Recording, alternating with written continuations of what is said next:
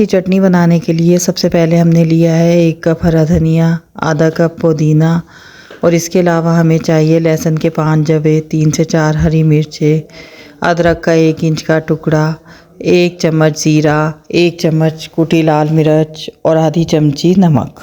लाल मिर्च की जगह 5 से 6 साबुत मिर्चें भी ली जा सकती हैं। इसके अलावा हमने यहाँ पे अनारदाना अच्छी तरह कूट लिया है। ये तकरीबन 2 चम्मच अनारदाना है। तो आपको जैसे आसानी हो, मैंने यहाँ पे हावन दस्ते में इसे कूट लिया है। अगर आपको आसानी हो तो आप इसे ड्राई मिल में बेशक कूट लें। ये सारी चीज़ें अब हम डालेंगे ग्राइंडर के जग में और इनको बारीक पीस लेंगे। इनको बारीक पीसने के बाद आपको बताते हैं कि इसको किस तरह सर्व करना है। बिल्कुल थोड़ा सा पानी डालिएगा जग में, जिससे ये चटनी पीस जाए।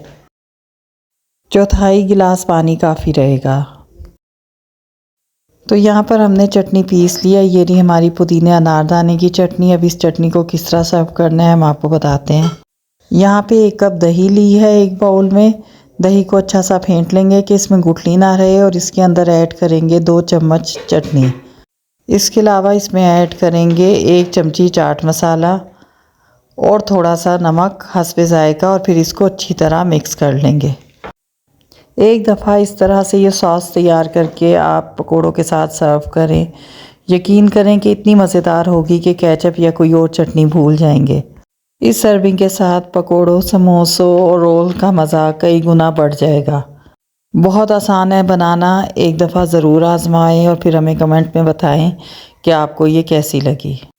अगर हमारी रेसिपी पसंद आए तो लाइक और शेयर कर दें। फिर मिलेंगे एक और वंडरफुल रेसिपी के साथ। अल्लाह हाफिज़।